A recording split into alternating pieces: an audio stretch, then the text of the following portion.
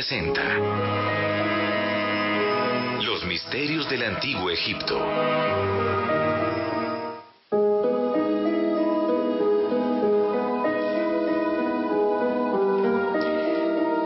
Al comienzo de los tiempos, el universo era un lugar frío y repleto, rebosante de oscuridad.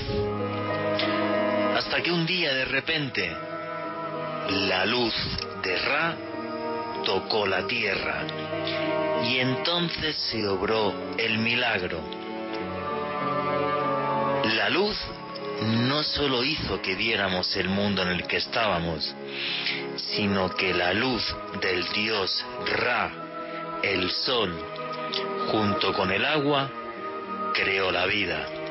Y así es como nos narran los textos egipcios que comenzó el viaje de todos los seres de este mundo.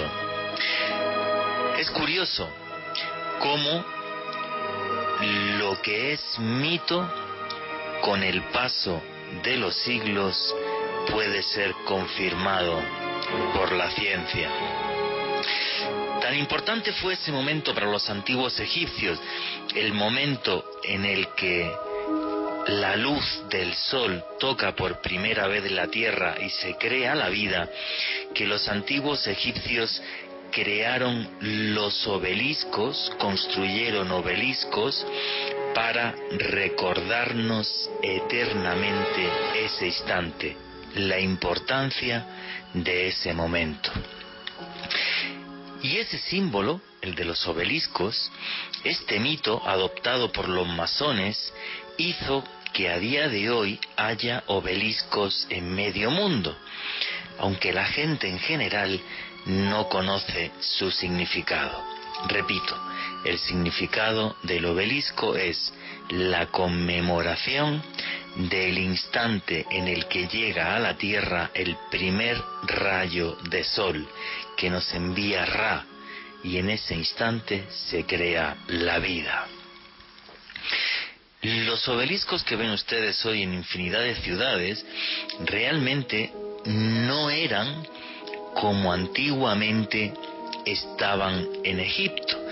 Los que vemos hoy día pues son de diferentes piedras o de cemento o lo que sea. Bueno, en el antiguo Egipto normalmente eran de granito rosa, una piedra que se extraía de Asuán. Y lo más misterioso de estos obeliscos es que todos estaban recubiertos de un metal, una aleación metálica de oro y cobre que tenía el nombre de Electrum. O sea, imagínense los antiguos templos egipcios y de repente despuntando sobre ellos estos obeliscos que brillaban como el oro. Hay una cosa muy extraña en todo esto, porque realmente al estar los obeliscos así y al estar recubiertos por esa aleación metálica, ese electrum, los obeliscos hacían en cierta medida la función también de pararrayos. Si había tormenta, era súper fácil que los rayos impactaran en los obeliscos, con el consiguiente además chisporroteo y retruendo que había en torno a eso. Y también es algo un poco extraño que en medio de los lugares más importantes se pusieran los obeliscos así, atrayendo los rayos hasta ese lugar. Jamás sabremos si los antiguos egipcios fueron capaces de hacer algo con esa energía, con esa electricidad que venía desde el cielo. Pero recuerden esto, es curioso hasta el nombre de esa aleación metálica, Electrum. He tenido la suerte en mi vida de recorrer los 5 continentes, creo que les he contado esto, los 10 años que fui reportero de televisión, pisé los 5 continentes y trabajé en más de 30 países. Jamás he contemplado misterios como los de Egipto. En el país de los faraones, en el país del Nilo, fue realmente donde todo comenzó, donde está lo más fascinante de nuestros orígenes, hace ya algo más de 5.000 años. Y lo más extraño de todo esto es que en ese instante, cuando todo comenzó, el hombre fue capaz de crear prodigios que jamás hemos sido capaces de replicar, de reproducir, como son, por ejemplo, las inmensas y fascinantes pirámides de la meseta de Giza. Egipto embriaga, te hipnotiza, te seduce, te emborracha, porque es radicalmente distinto a cualquier otra cosa que vea usted sobre la faz de la tierra. Parece un prodigio realmente hecho por la magia de antiguos dioses. He tenido la suerte de caminar muchas veces por sus templos y de recorrerme el interior de sus pirámides.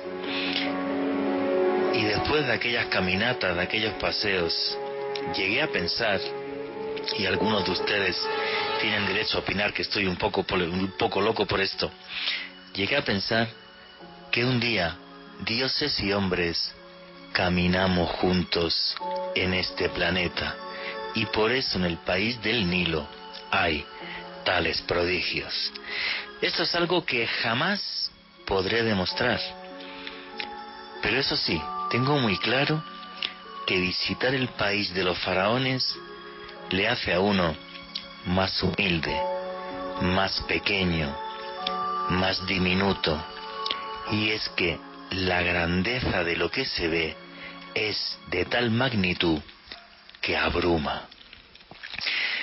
Nos recuerda a Egipto que es bueno ser modestos, ser humildes, porque ahora en esta etapa en la que pensamos que nosotros somos los dioses, gracias a la ciencia, incluso salimos de nuestro planeta y visitamos la luna, Egipto nos recuerda que el misterio jamás lo entenderemos, y es que la magia de todo esto reside en que ese misterio en Egipto es palpable, se puede tocar, y además de ser palpable, es eterno, como son sus pirámides.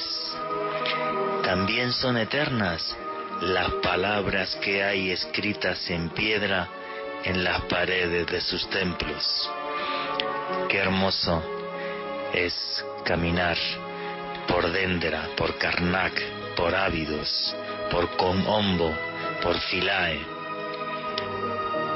Templos que están envueltos en la magia de antiguos dioses. Luego en el programa, si queréis, os comento básicamente por encima qué magia y qué historia tiene cada uno de esos templos. Templos que fueron hechos en honor, todos ellos, a dioses del pasado. Dioses que ya muchos no recuerdan, pero sus nombres siguen vivos en las inscripciones de esos templos. Horus, Isis, Osiris, Set, Neftis.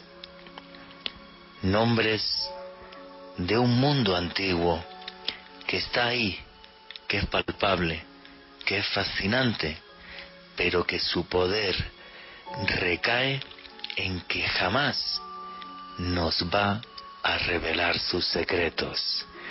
Esa es la magia del misterio, que está delante de nosotros, que lo podemos acariciar, que nos fascina, que nos trae conocimientos de otra época y que sin embargo es indescifrable. Buenas noches, Colombia. Mi nombre es Juan Jesús Vallejo. Los que queréis seguirme en redes sociales, mi Twitter es @JuanGVallejo, Juan J.E. Vallejo. En Instagram y en Facebook me podéis seguir como Juan Jesús Vallejo. Si os gusta esto que hacemos aquí, el periodismo de misterio, tenéis también un canal de YouTube que es Oculto tras la sombra. Y aquí lo que hacemos es periodismo de misterio. En estos especiales de periodismo de misterio en Caracol Radio, nosotros os ponemos los hechos encima de la mesa. Y los hechos son incuestionables y son los que son.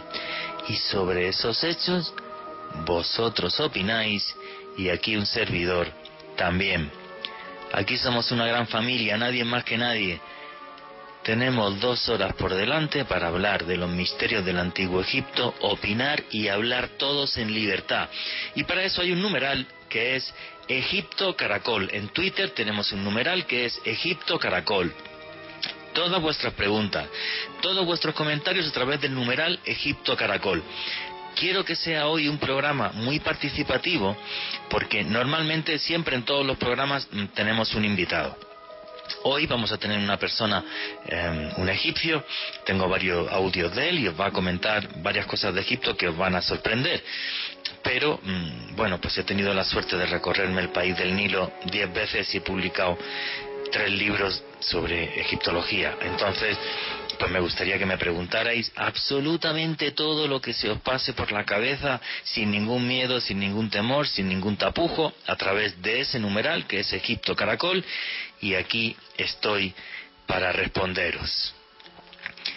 Vamos a hacer esta noche un viaje con el mejor avión que existe, la imaginación, para ir hasta el país del Nilo, al país de los antiguos faraones, a la tierra donde todo comenzó, donde se encuentra el misterio de nuestros orígenes.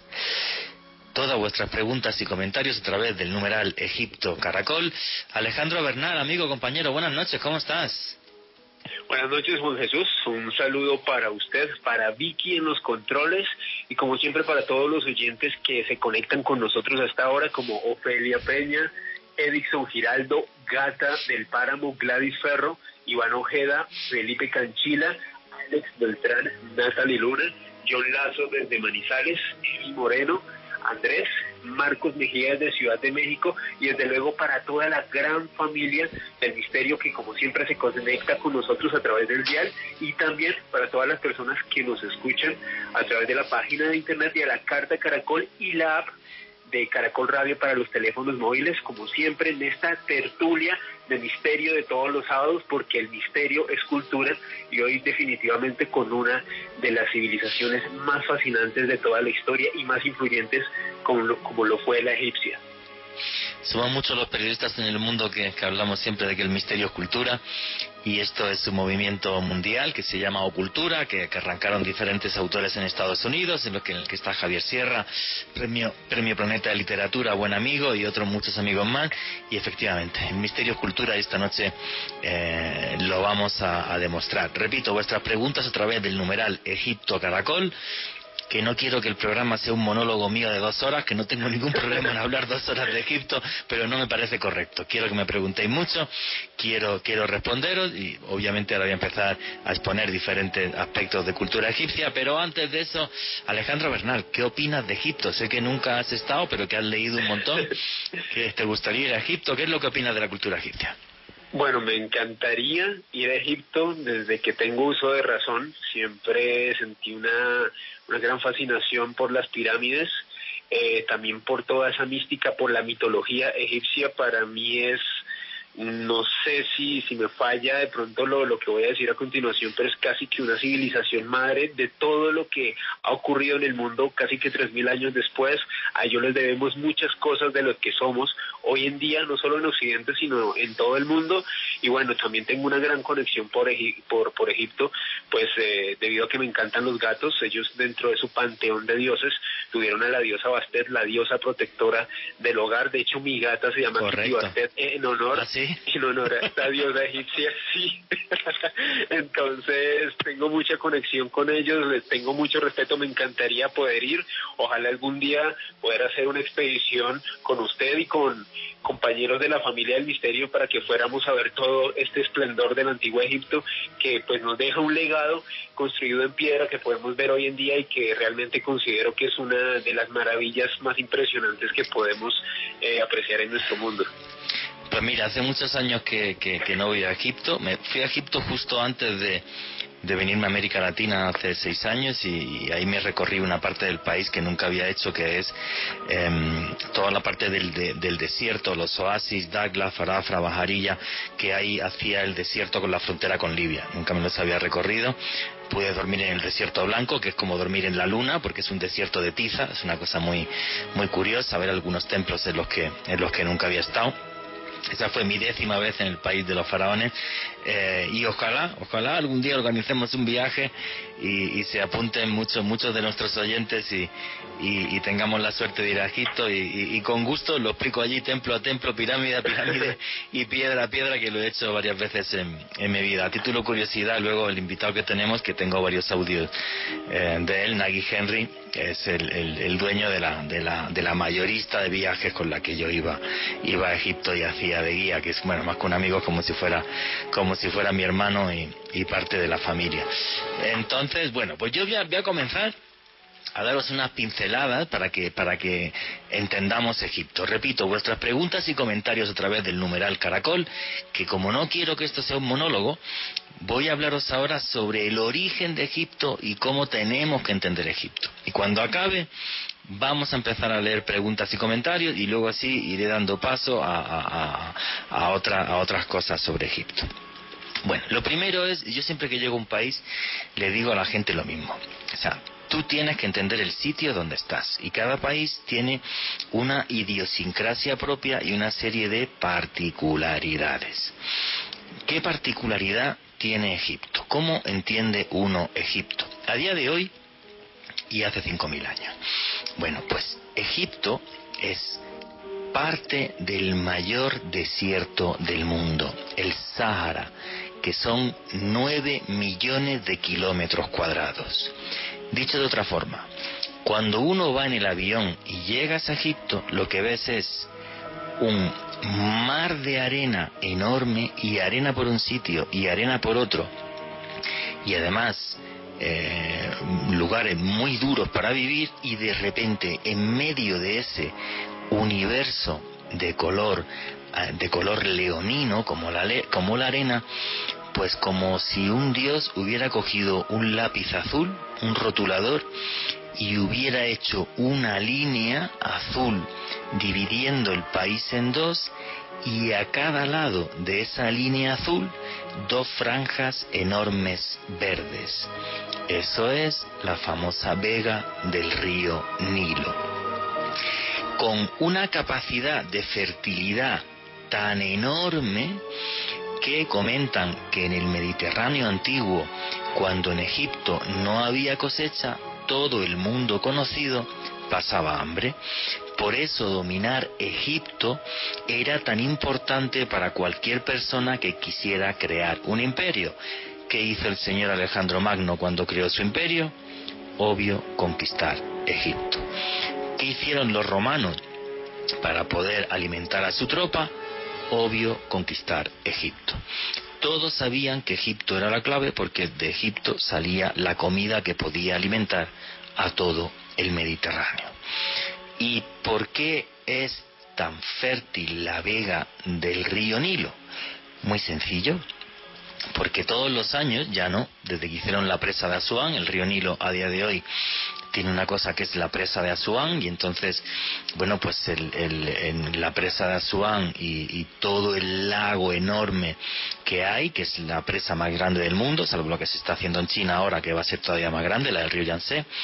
Bueno, pues yo he navegado también por la presa de Asuán, y Bueno, aquello es, bueno, gigante no, o sea, es absurdo. Yo he estado navegando 3 días, pero puedes estar navegando muchísimo más. Y entonces, hasta que no estaba hecha la presa de Asuán, que hace que el cauce del río Nilo sea siempre hoy día homogéneo, antiguamente, cuando llegaba el 15 de junio, el río empezaba a crecer, y entonces la crecida del río Nilo, que nace en Etiopía, hace que todos los laterales del Nilo se inundaban y llegaba, bueno, pues un limo, un barro de un color así muy oscuro, y ese barro muy oscuro hacía que esa tierra fuera tremendamente fértil.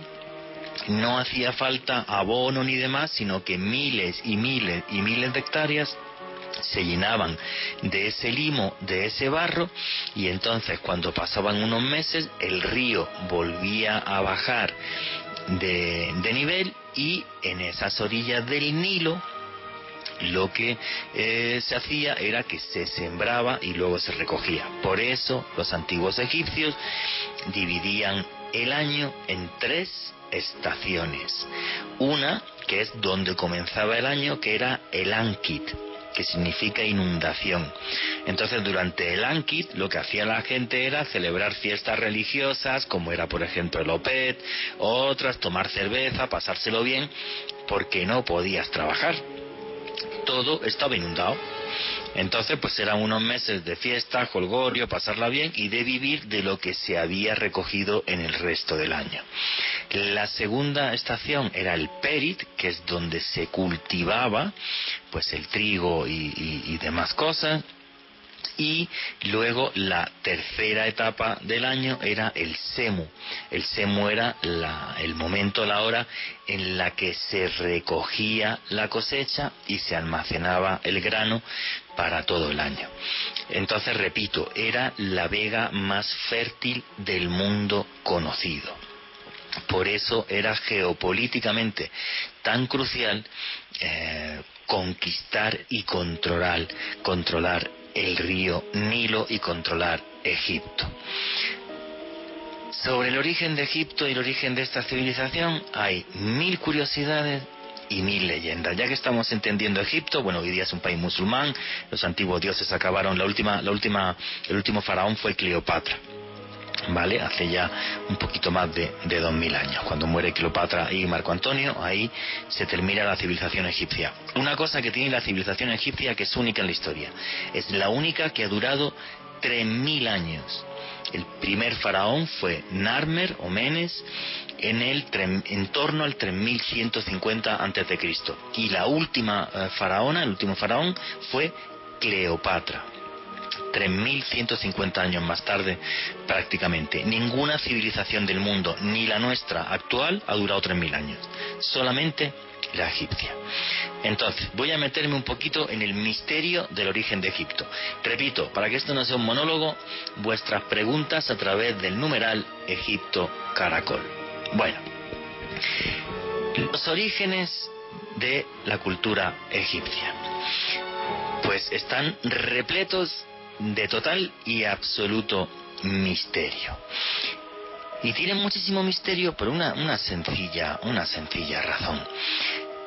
Mirar, hay un momento cuando Alejandro Magno conquista Egipto que uno de sus faraones, que es Ptolomeo II, encarga una obra para recopilar todo el antiguo saber de Egipto.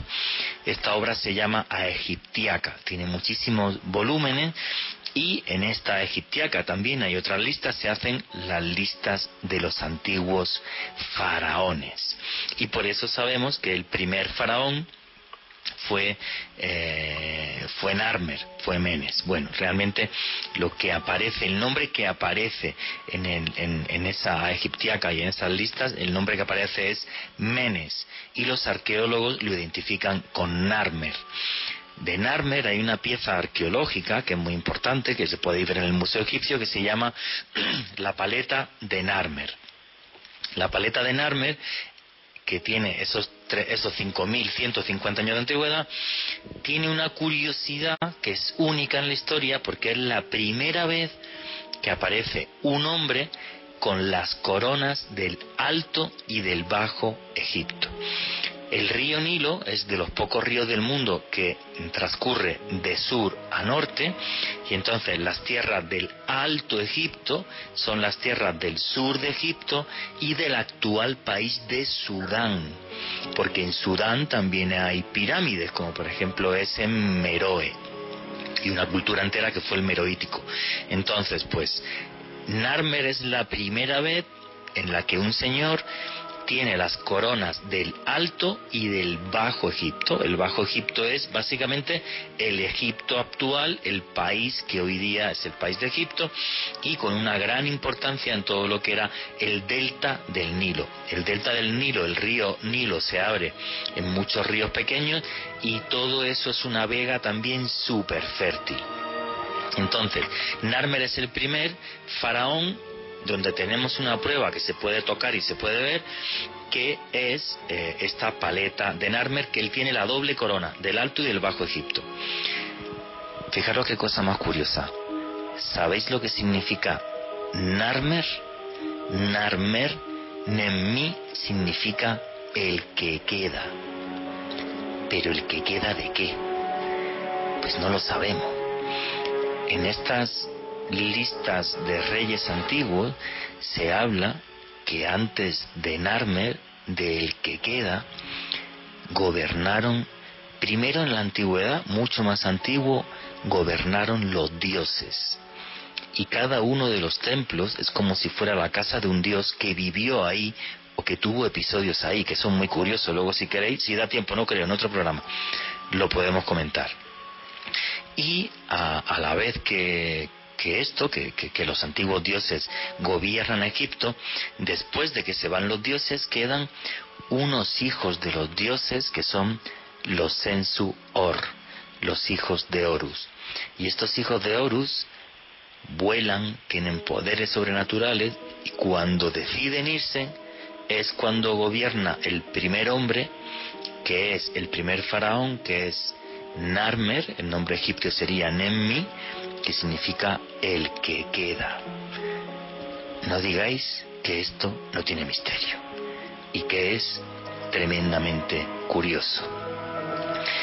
Aunque antes de Narmer hay un rey, y tenemos una tumba en Tinis, en la antigua Tinis, no confundir con Tanis, Tanis es donde se buscó el Arca de la Alianza por los nazis. Bueno, pues en la antigua Tinis, que está mucho más al sur, en la antigua Tinis apareció una tumba de la que han hecho hasta películas.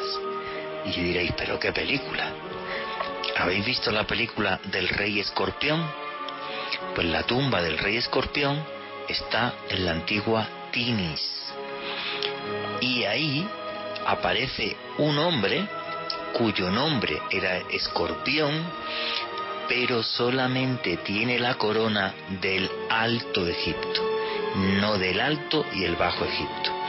Y su nombre aparece en una maza, en un mazo, que es algo tremendamente extraño. Y luego ya, más tarde y mucho más al norte, en la actual Memphis, ahí es donde aparece este señor Narmer con esta doble corona del Alto y el Bajo Egipto. ¿Quién fue el rey Escorpión? Ese primer hombre que aparece en la historia con una corona egipcia, aunque solo sea de la mitad del país, la mitad sur. Pues sabemos muy poquito. Cómo este hombre de repente fue hecho faraón y su nombre era Escorpión. Si queremos darle a esto todavía más misterio, resulta que los textos antiguos, y esto lo recoge muy bien un filósofo griego que se llama Platón, hablaban de que los dioses y los primeros hombres, que se llamaban los Anu, Narmer sería el que queda de esos primeros hombres, de los Anu, venían desde una isla que se inundó, que se llamaba el Amenta, que viene a ser, alguna traducción sería algo así como la tierra de los antepasados. Sería realmente la traducción literal el antiguo corazón de Pad, pero bueno, sería la tierra de los antepasados. El Amenta, una tierra en la que hombres y dioses vivieron juntos y que un cataclismo acabó con ella. Y de ahí llegaron los dioses y los Anu, los primeros hombres. Platón luego hace 2 obras que son el Timeo y el Critias, y en esas obras nos cuenta cómo Solón el sabio va a Egipto y los sacerdotes de Sais le cuentan esta historia. Y entonces Platón nos habló de la Atlántida, una tierra en la que hombres y dioses vivieron juntos.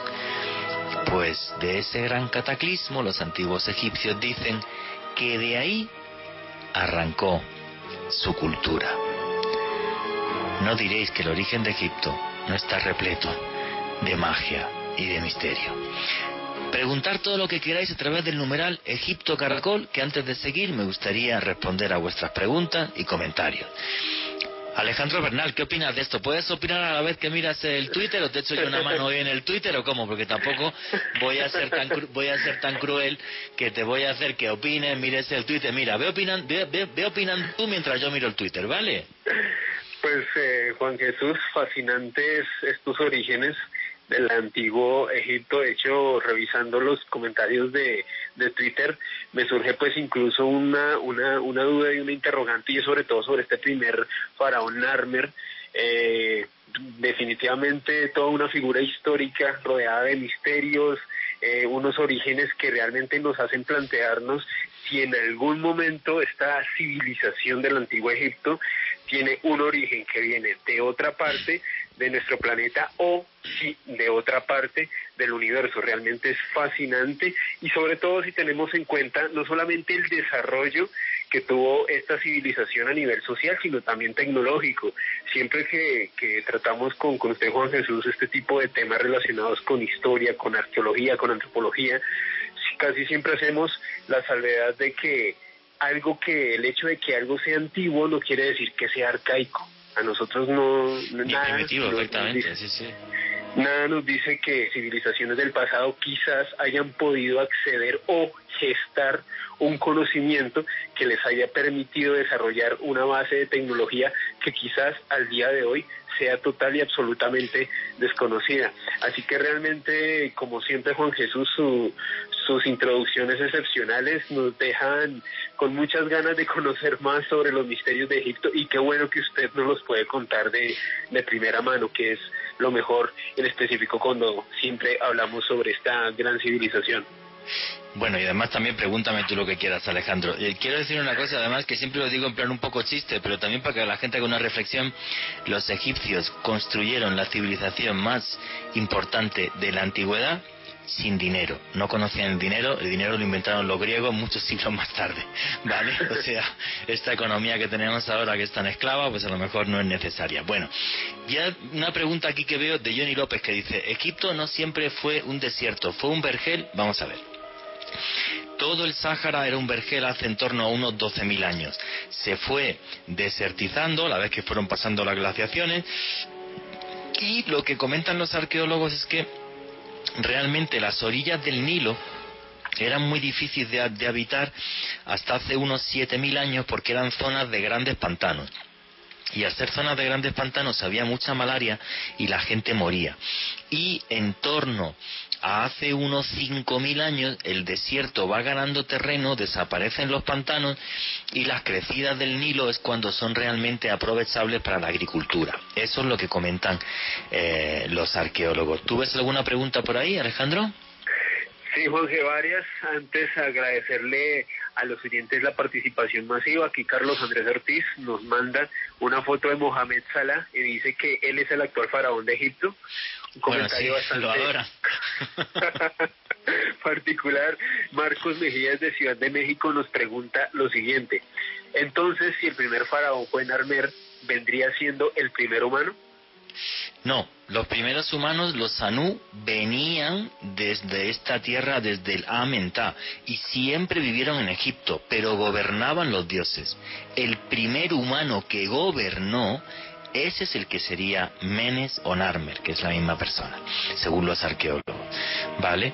Entonces, eso está. Mira, hay una pregunta que también me parece por aquí muy curiosa, que dice Gustavo Camayo: ¿qué tan difícil y tan costoso es viajar a Egipto? Bueno, yo te puedo hacer las cuentas desde España, muy fácil.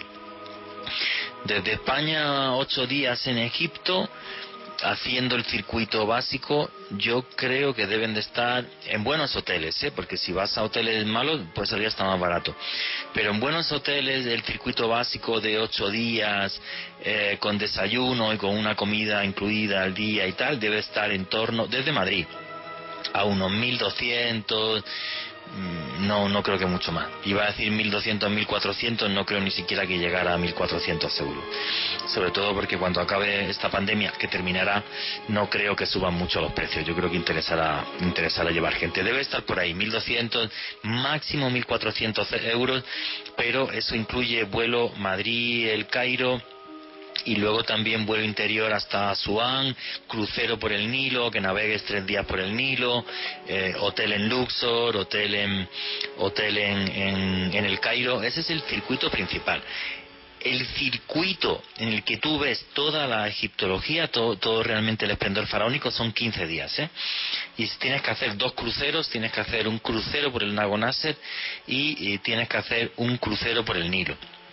Entonces, haciendo esos 2 cruceros y estando varios días en Asuán, Luxor, porque ahí tienes templos para ver, que son los de Dendera y Ábidos y demás. Luego puedes ir a ver también la pirámide, puedes ir a Dashur, a Meidum, muchos más sitios. Esos son unos 15 días, y ese no creo que te salga. Tendría que hablar con Nagui, pero yo creo que por 1.600, 1.800 euros. No creo que, fijaros, que qué diferencia entre 8 o 15 días, muy poca plata para hacer todo el Egipto faraónico. Aunque cuando yo he comentado aquí siempre en Colombia alguna vez de hacer un viaje así, todo el mundo me dice que preferiría ir a Egipto 8 días y saltar y ver Petra o ver Jerusalén, que están muy cerca. Si son excursiones de un par de días o 3 que suelen costar como unos 500 euros cada una. O sea, si estás en el Cairo, luego ya pues hacer un viaje a Jerusalén, yo creo que está por los 500 euros, quedándote una noche en Jerusalén, y a Petra lo mismo. No creo que salga más caro. O sea, no es realmente costoso. El problema es, a esos gastos que yo os estoy diciendo, súmale el billete Bogotá-Madrid.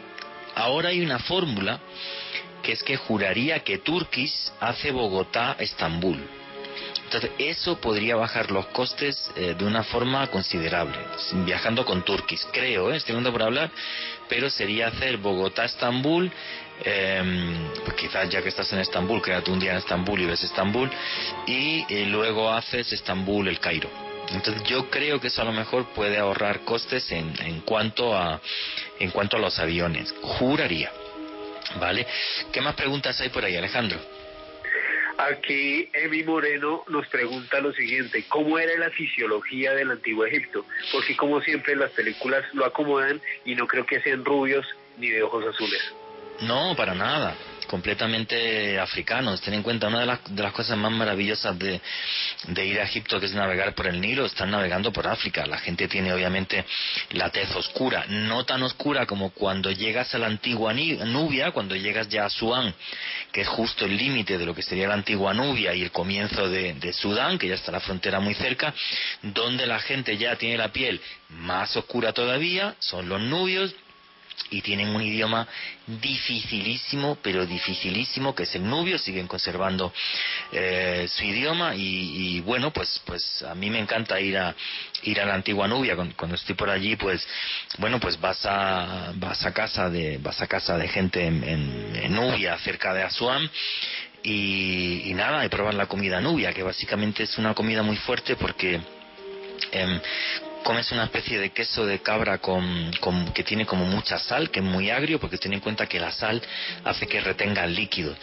Y como el desierto es tan duro, pues luego también hacen miel de dátil o miel de caña de azúcar y mezclan ese queso con sal con la miel de dátil o de caña de azúcar. Entonces eso es una cosa súper, ¿cómo lo diría? Súper nutritiva para poder aguantar un montón. Eso es típico nubio, por ejemplo, para aguantar pues lo durísimo que es el sol. A mí me encanta ir allí al pueblo Anubio, cogerme un camello, me voy a dar una vuelta por allí por el desierto y luego regreso. Y en esa zona además es curioso porque te puedes bañar en el Nilo, porque hay un nacimiento ahí y el agua es cristalina y está fría que no os podéis imaginar. O sea, aunque esté fuera a 42, 44 grados, el agua está pero helada. Y es maravilloso bañarse en las aguas del Nilo. Yo voy hasta cerca del nacimiento y bebo agua del Nilo además, me encanta beber agua del Nilo.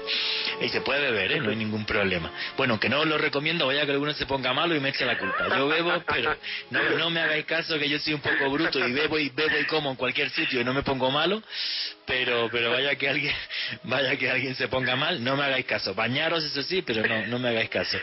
¿Qué más preguntas hay por ahí? José Miguel, ¿se sabe para qué se pensaron o fueron utilizadas las cámaras secretas de la Gran Pirámide de Giza? Bueno, vamos a ver, de eso íbamos a hablar y Alejandro nos va a hablar también de eso y de las curiosidades de las pirámides. Vamos a ver. Las cámaras que se pueden visitar en la pirámide con un permiso especial del gobierno egipcio, porque si no tienes permiso solamente se puede ver una cámara. Hay dos más, yo sí he estado en las tres, pues las he estado filmando para la televisión. Entonces imaginaros, voy a describiros esto rápidamente. La Gran Pirámide es la cosa más enorme que ha hecho el ser humano en la historia, o sea, son 2,5 millones de bloques de piedra. En original medía 147 metros, hoy día, como le falta la parte de arriba, el piramidón mide 136, tiene 220 metros de lado. Comentan que si tú pusieras las piedras en fila india, prácticamente le podrías dar la vuelta a la Tierra por el Ecuador. O sea, es la cosa más gigante que has visto en tu vida. Uno se siente una cosa muy pequeñita ahí. Oye, por cierto, voy a acordar lo que dicen, los tiquetes más baratos efectivamente son de Turkish, Bogotá, Estambul, El Cairo, Estambul, Bogotá, $1.200. Ahí va, pues sale mucho más barato, ¿eh? Sale mucho más barato ir a Egipto así, claro. Efectivamente, muchas gracias. Stephen me está contando eso. Bueno, a lo que voy. La pirámide es enorme, entonces por dentro tiene esas tres cámaras que, tú básicamente cuando entras en la Gran Pirámide, entras por el túnel que hizo un señor Al-Mamun hace más de 1000 años intentando saquear la pirámide, un sultán turco. Entras por lo que él rompió y luego te das cuenta que él llegó a una zona en la que había unas piedras que son oblicuas, empezó a quitar piedras, subió por ahí y por ahí llegas a un lugar que se llama la Gran Galería, que es un pasadizo enorme, muy grande, y enfrente tienes una cámara. Conforme llegas a esa Gran Galería, que es la supuesta cámara de la reina, y llaman la cámara de la reina, pero le podían haber puesto la cámara de mi prima, porque no sabemos si hubo reina o qué hubo ahí, no tenemos ni idea. Subes la Gran Galería, entonces llegas un momento arriba donde tienes que agacharte para meterte por un agujerito bastante claustrofóbico. Pasas por ese agujerito y llegas a una cámara que está hecha de granito rosa, que tiene un gran sarcófago, que eso sería lo que supuestamente era la cámara del faraón, porque tampoco se encontró faraón ninguno allí. La Gran Pirámide estaba saqueada.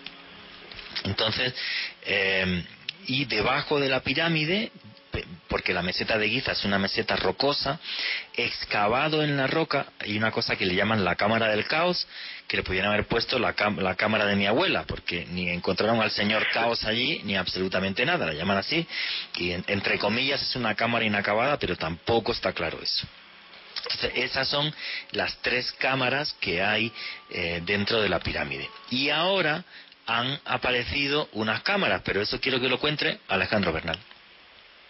Claro que sí, Juan Jesús. Pues todo este hallazgo se remonta a noviembre de 2017 y hace referencia a una investigación que realizaron unos expertos de una proyecto que se llama Scan Pyramids. Como tal, es una iniciativa que fue dirigida por la Universidad del Cairo en conjunto con el Instituto Francés HIP, y pues ellos desde hace varios años han estado escaneando, tratando de encontrar, pues hallar espacios vacíos y nuevas cámaras en las pirámides. Pues ellos publicaron en noviembre de 2017 un estudio donde encontraron un vacío enorme, una gran cámara descubierta. Este estudio dio la luz en la revista Nature a finales de 2017, y pues estos investigadores comentaban que esta nueva cámara tendría aproximadamente 30 metros de largo y que sería muy similar al tamaño que tiene la Gran Galería, que precisamente se encuentra debajo de esta cavidad descubierta. Adicionalmente, pues los investigadores que estuvieron allá en Egipto, pues realizando este estudio, afirman que el tamaño de esta Gran Galería, como para que todos los oyentes se hagan una idea, tendría un tamaño similar al de un avión de 200 puestos. O sea, estamos hablando de algo realmente enorme que al día de hoy nadie ha podido visitar pues en persona, directamente en la pirámide. Este vacío se encuentra aproximadamente, también para que se ubiquen todos los egiptólogos, los expertos en las pirámides, a unos 40 o 50 metros aproximadamente de la cámara de la reina, que como usted comentaba, Juan Jesús, pues son nombres que le han puesto, no es que hayan encontrado una reina o algo así, simplemente es un nombre con el que se denominan ciertas partes que hay en la pirámide de Gizeh. Pues los investigadores comentan que lo más complejo que ellos tienen para llegar específicamente a este nuevo gran cámara que han encontrado es que para poder llegar hasta ahí tendrían que romper algunas partes de la pirámide, y obviamente ellos no quieren dañar este patrimonio que desde luego es una joya para toda la humanidad. También hay un artículo que publicó The New York Times, uno de los periódicos más importantes del mundo, también de esta fecha, de noviembre del 2017, en donde se adentra específicamente hacia la técnica que utilizaron estos expertos de Scan Pyramids, y como tal, pues ellos utilizaron una técnica que se basa en la física de partículas. De hecho, emplearon algo que se conoce como el estudio de rayos cósmicos para tratar de indagar si podían encontrar este vacío como tal en la pirámide. La persona que estuvo a cargo de este estudio en Scan Pyramids es Mehdi Tayoubi, quien es un gran experto egipcio, es una de las personas que estuvo dirigiendo este estudio, y él comenta que como tal se utilizó algo que se conoce en el ámbito de la ciencia como los muones. ¿Pero qué son los muones? Los muones resulta que son el producto de los rayos cósmicos que llegan a nuestro planeta y chocan con cualquier cosa que encuentran en el mismo.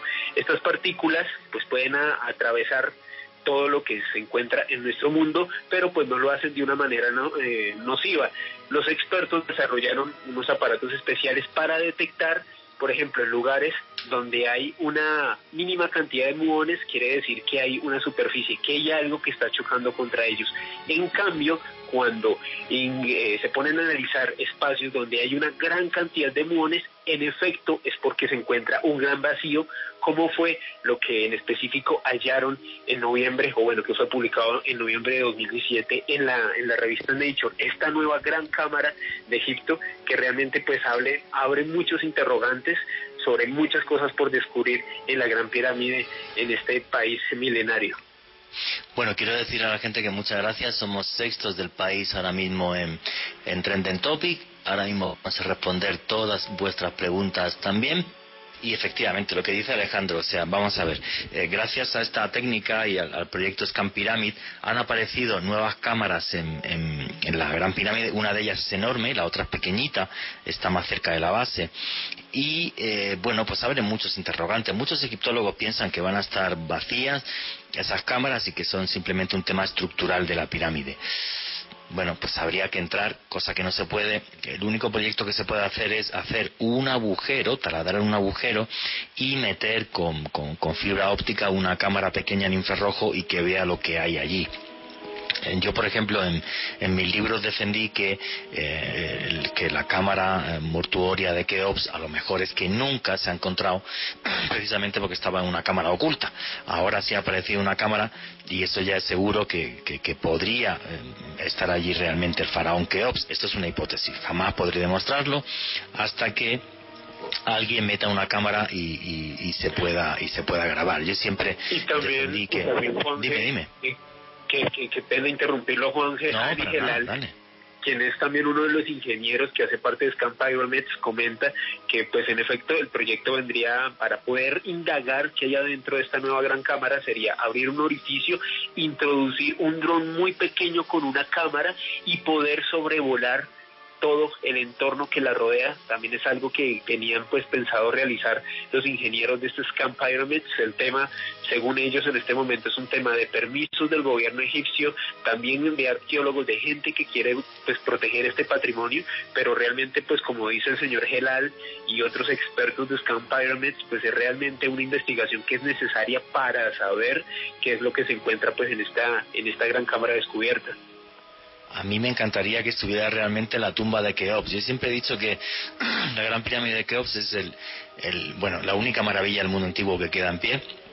Y para mí, tras esa obra y ese grandísimo esfuerzo de muchísimos miles de personas durante años, que eso es otro tema, ¿vale? Si realmente la pirámide se hizo en 30 años, como defiende la egiptología, que habría que poner una piedra cada pocos segundos, o si tardó más, o si tuvieron una tecnología que hoy día desconocemos, que es lo que opino yo.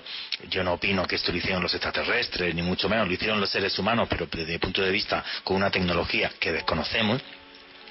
Y bueno, pues sería maravilloso saber qué hay en esa cámara. Ir preguntando lo que queráis de la Gran Pirámide y de la zona arqueológica de Gizeh, que luego la describiré cuando arranquemos la segunda hora. Pero Alejandro, sobre la Gran Pirámide, es que todos son misterios.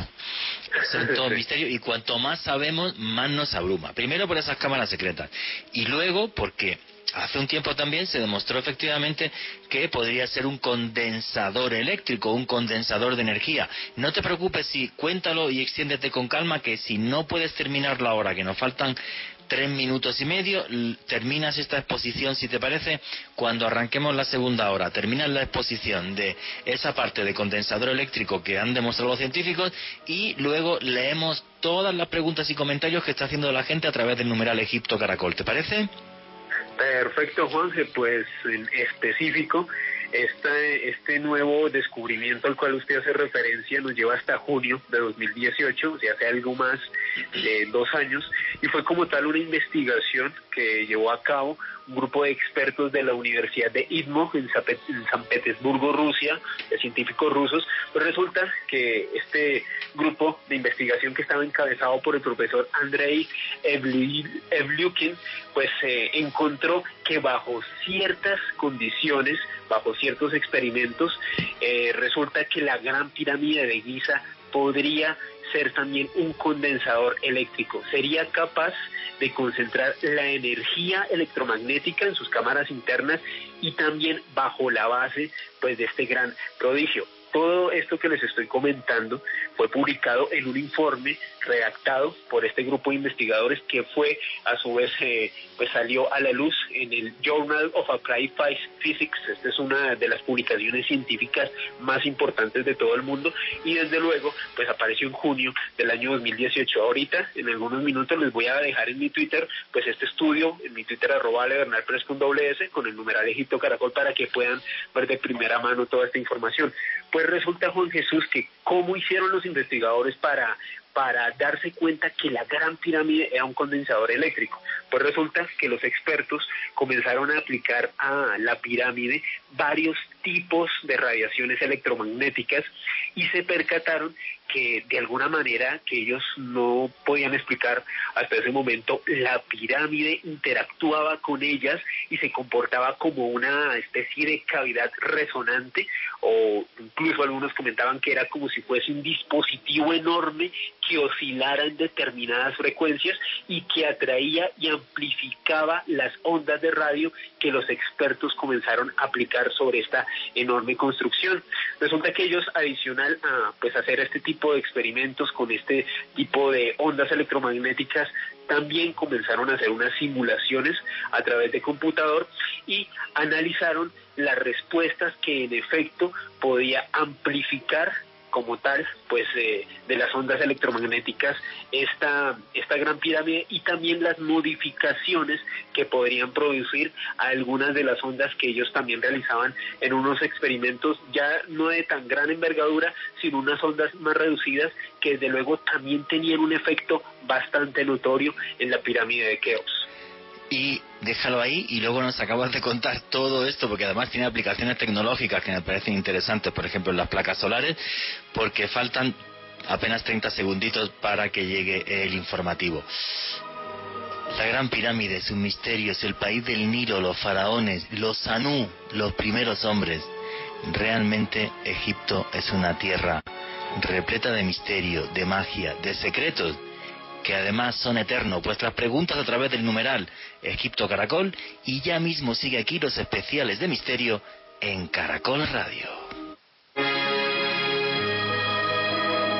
Continuamos con los misterios del antiguo Egipto.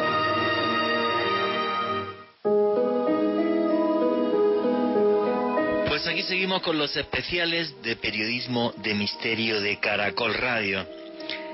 La magia y el misterio de Egipto.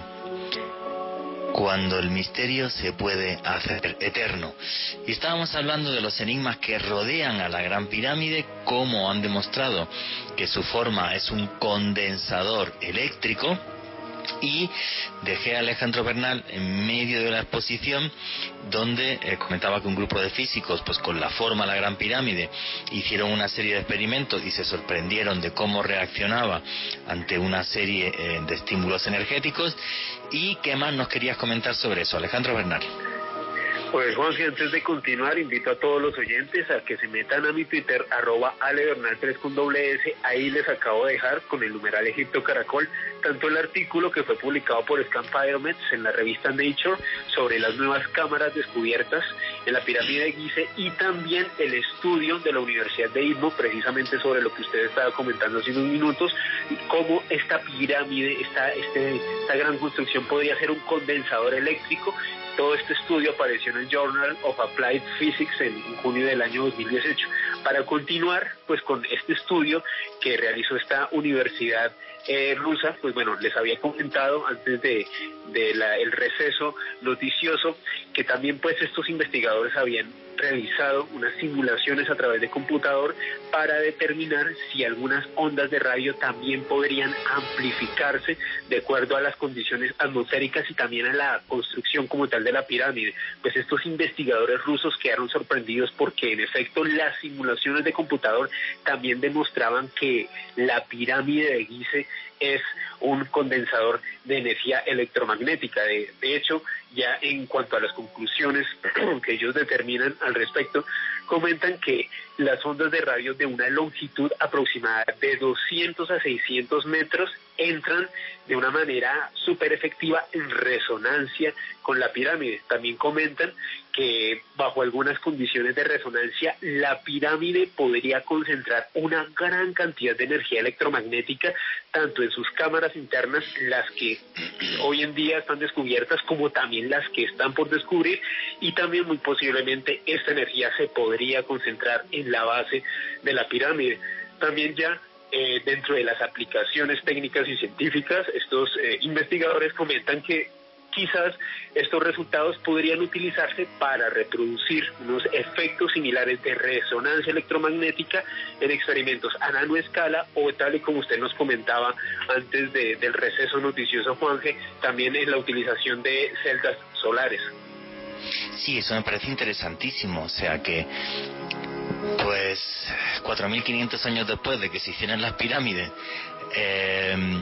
unos señores, debido a esos experimentos, decidan que si se ponen figuras de silicio de esa forma a la escala de la Gran Pirámide, muy pequeñitas, pues que las placas solares sean mucho más efectivas para recoger la energía del sol y convertirla en electricidad. Que no deja de ser curioso que el principal dios de Egipto era Ra, que era el sol. ¿Esto es una casualidad? Pues a lo mejor sí, pero realmente no deja de ser curioso. Alejandro, échale un vistazo al Twitter, al numeral Egipto Caracol, a ver qué es lo que nos está preguntando la gente, y mientras tú le echas un vistazo al Twitter, yo le quiero responder ya aquí. Mira, Edison Giraldo preguntaba, aquí decía, esa vaina del poder de las pirámides que popularizaron con toda esa onda New Age siempre me ha parecido una estrategia para vender souvenirs. Pues yo te quiero decir, Edison, que es un gran seguidor de este programa y de otras etapas que he tenido en radio, que yo vivía a ese respecto una cosa curiosa. Cuando yo trabajaba en un programa que se llamaba Cuarto Milenio, en una época en Cuatro Televisión, que pertenecía también al Grupo Prisa, al que pertenece esta radio, hicimos uno de esos famosos experimentos con la pirámide, o sea que es con la misma proporción de la pirámide de Giza, pero una pirámide pequeñita, que puede ser de cualquier metal, puede ser de hierro, de acero, de cobre, lo que tú quieras, meter un bote con arroz hervido y otro bote con arroz hervido fuera de la pirámide. Pues oye, el bote de dentro de la pirámide después de una semana estaba blanco perfecto y el de fuera tenía un color verde podrido increíble. Yo aquello me dejó súper impactado. Y dicen que se puede hacer ese experimento con cuchillas y se oxidan menos y no sé qué, no lo sé. Yo lo hicimos con arroz y eso es una cosa que a mí me dejó muy impactado. O sea, me dejó muy impactado. Aparte de que se vendan souvenirs y tal, pero realmente eso me pareció curioso. Cosa distinta es que uno se ponga a hacer meditación debajo de una réplica de la pirámide y entonces pues hable con los extraterrestres y yo qué sé, pues eso tampoco me lo creo, ¿vale? También tengo que decirlo así de claro. Alejandro Bernal, ¿qué es lo que preguntan los oyentes ahora a través del numeral Egipto Caracol? Juanje, antes que todo agradecerle a todos los oyentes que nos han convertido en la cuarta tendencia más importante de Twitter en la noche del sábado. El Sebas Herrera nos pregunta lo siguiente: ¿hay registros en las pirámides o en pinturas rupestres acerca de las plagas mencionadas en la Biblia? Vamos a ver, los textos de las pirámides, cuando uno llega a lo que son las pirámides de la cuarta dinastía, no tienen textos. Luego el resto de pirámides, que eso es una cosa curiosa, si uno va a ver otras pirámides, que lo que queda es nada, o sea, queda una cúpula ahí de piedras o lo que sea, súper mega mal, y luego pues te metes abajo al interior, ahí sí hay un montón de textos, que son además súper curiosos y tal, pero que yo sepa, no, en las pirámides no hay ningún texto que haga referencia a las plagas bíblicas. Cosa distinta es si hay algún texto de la época de Ramsés II donde se hable de ese tipo de plagas y demás, que eso sí es verdad que no lo sé. La verdad, cuando no sé una cosa, pues prefiero directamente tener un poco de sensatez y no dar respuesta, vaya que luego me equivoque. ¿Qué más preguntas hay? Andrés, Platón escribe sobre la Atlántida y su fuente es Egipto. ¿Es posible que la civilización egipcia iniciara con las personas que huyeron de la Atlántida? Bueno, pues si nos vamos al terreno de la mitología y de la leyenda, sí, porque ellos hablan del Amenta, que era la tierra de los antepasados, de la que llegaron los dioses y los Anu, los primeros hombres. Eso es cierto. Y la fuente de Platón es Solón, un señor que había ido y había estado con los sacerdotes de Sais, del templo de Sais. ¿Qué más preguntas hay? Alejandro Jordán, ¿es verdad que la pirámide de Keops tenía la punta hecha de oro macizo? Sí.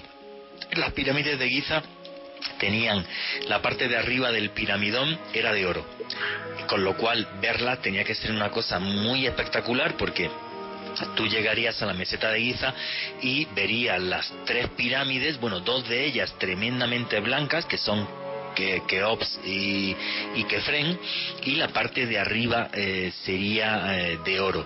Y luego la tercera pirámide, Miquerinos, es de está recubierta de granito rosa, es de color rosa. Es tremendamente distinta y también es muy impactante, pero mucho más pequeña, ¿eh? O sea, Keops y Kefren son muy enormes, y luego la que supuestamente pudo ser incluso más grande que Keops es la pirámide de Diedefra, de la que no queda absolutamente nada, porque las piedras se utilizaron, parece ser, por los romanos. ¿Qué más preguntas hay? Aquí Henry Hijo nos pregunta lo siguiente: ¿qué tan ciertas son las maldiciones a quienes hicieron excavaciones en las pirámides, como la que le pasó al antropólogo Howard Carter? Bueno, pero es que Howard Carter no excavó ninguna pirámide. Howard Carter lo que hizo fue encontrar la tumba de Tutankamón, ¿vale? Y sí, eso es curiosísimo, porque una gran mayoría de las personas que estuvieron en la apertura de la tumba murieron. Hay una explicación, entre comillas, científica, que es una bacteria, que es el Aspergillus niger, pero eso no explicaría todas las muertes que hubo. De todas formas, hacemos un día un programa de maldiciones, que es que no quiero meter temas oscuros ahora con la pandemia, pero bueno, un día podemos hacer un tema de maldiciones y os explico bien lo de la maldición del faraón. Pues es muy curioso, porque por ejemplo, así bote pronto recuerdo, había un príncipe egipcio, alguien de la realeza, que estaba en la apertura de la tumba, y a este no le mató el Aspergillus niger, le mató su mujer, lo apuñaló porque la pilló con otra en la cama, le estaba poniendo los cachos y lo acuchilló. ¿Qué más preguntas hay? Qué peligro eso, Juanje. Marluz nos pregunta lo siguiente: ¿cuáles eran las funciones de los faraones? El faraón era un dios en sí, era un dios viviente en sí, y gobernaba todo Egipto junto, obviamente aparte de con el ejército, con los sumos sacerdotes, que los sumos sacerdotes en los templos pues recogían también impuestos y demás, aparte los recaudadores y todo. O sea, realmente el faraón era un dios viviente, era hijo de Ra, era hijo del sol. ¿Qué más preguntas hay? Héctor Escobar Gutiérrez: hay partes de las pirámides a donde no se permite el acceso. Escuché de alguien que tuvo que sobornar a un oficial para entrar a una sala especial. Bueno, eso es súper fácil. Estar en Egipto y sobornar a alguien. Lo de las pirámides es un poco más caro para sobornar, pero si te pones a discutir y te pones a lo árabe y te lo tomas con mucha paciencia y mucha calma, pues al final sí, puedes sobornar y puedes meterte en algún sitio donde entre comillas no puede uno estar, sí, efectivamente. ¿Qué más preguntas hay? Johnny López: ¿la Esfinge es más antigua que las pirámides de Gizeh? Supuestamente es contemporánea, lo que pasa es que de eso deberíamos de hacer otro programa. O sea, en la meseta arqueológica de Giza, lo que uno ve, aparte de esas tres pirámides, pues es la famosísima Esfinge de Giza. No sabemos quién la construyó, no se sabe, pero bueno, algunos dicen que Diedefra, pero no está claro, no lo sabemos. Y lo que sí es cierto es que hubo un geólogo que se llamaba Robert Scott, que hizo una serie de pruebas demostrando además que hay una serie de marcas en la roca hechas por el agua, y estas marcas en la roca, porque la esfinge está dentro de un foso, pues esas marcas de agua podían estar en torno al año 10.000 antes de Cristo. O sea que la esfinge tendría 12.000 años de antigüedad y sería anterior a la construcción de las pirámides. Y bueno, Robert Scott juraría que no le permiten volver a entrar a Egipto por aquella investigación que hizo. De todas formas, es un geólogo de una universidad norteamericana, hizo un estudio súper serio, y eso no deja de ser curioso. El estudio de él se basaba en esas marcas de agua que hay en el foso, y luego porque la esfinge en el cogote, en la nuca, tiene una marca muy clara hecha de erosión, y esta sería por el Yansin, por el viento del desierto que sopla siempre en la misma dirección, y la esfinge, en cuanto la dejas allí a su aire, como en unos 30 años se tapa y solamente ves la cabeza. Entonces claro, la erosión de la nuca, que es por la arena, pues también correspondería con esa misma cifra, en torno al 10.000 antes de Cristo. Bueno, pues una pregunta más y vamos a pasar a otra cosa, porque si no, bueno, esta vez sí que me he triturado el guión del programa, nada más que he hecho un trocito y has hablado tú de la pirámide y ya, y luego vamos a pasar a otra cosa, que tenemos ahí unos audios, y me gustaría obviamente en un programa de Egipto pues que hablase un egipcio. Creo que es de recibo. Una preguntita más, Alejandro. José Rafael Tamara: sobre la cultura egipcia actual, ¿los egipcios le rinden honores o tributo a los dioses antiguos, o cómo lo hacen? ¿Cómo? ¿Me puedes repetir la pregunta, por favor? Sobre la cultura egipcia actual, hoy en día en Egipto, ¿se le rinde tributo a los dioses antiguos o tienen otras creencias? No, no, para nada. Egipto es un país musulmán con un porcentaje de población que es cristiana, que es copta, que es de lo que vamos a hablar ahora mismo. Entonces, bueno, pues vamos a seguir con el programa, que con sinceridad me estoy triturando hoy el guión a unos niveles ya de récord. Vamos a ver. Faltan 40 minutos, vamos a ver si da tiempo a todo, no, eso es imposible, pero bueno. Sí me gustaría que, como estamos haciendo un programa sobre el Antiguo Egipto, que hablase un egipcio. Saltando radicalmente de tema, lo que no conoce mucha gente es que en Egipto es una de las cunas del cristianismo. Que hay parte de la población egipcia, no se sabe exactamente el porcentaje, pero bueno, en torno entre un 15 y un 20% parece ser, que hay parte de la población egipcia que es cristiana. Que la Sagrada Familia estuvo en Egipto, que los años perdidos de Jesús son en Egipto. Y que ahí sucedió algo con el cristianismo que es tremendamente curioso. Los cristianos egipcios se llaman coptos.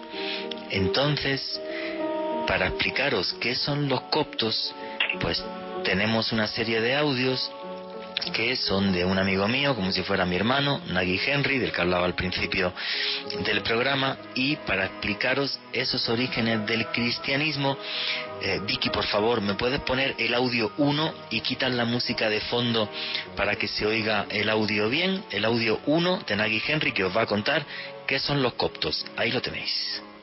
Hola, Juan Jesús. Me alegro mucho volver a hablar contigo. Primero me gustaría definir la palabra copto, porque mucha gente piensa que es una religión o una secta cuando simplemente es una nacionalidad. Ahora me vas a preguntar si los coptos no son egipcios, y la respuesta es sí, son los auténticos egipcios que se negaron a convertirse al Islam o mezclarse con los árabes cuando llegaron a Egipto. Estando los árabes en Egipto, este pueblo copto siguió con su religión, costumbres e incluso con su idioma, que también se llama copto, y que es muy parecido al viejo griego. A cualquier egipcio se le puede llamar copto, aunque actualmente siempre se refiere a la comunidad cristiana del país. Entre los coptos cristianos hay coptos ortodoxos, que son la mayoría, coptos católicos y coptos protestantes. De esos nombres podemos ahora entender que es una nacionalidad, como se le puede llamar, por ejemplo, a un griego greco-ortodoxo. La segunda pregunta que se puede ocurrir a cualquier persona: ¿cuántos son los coptos y dónde viven?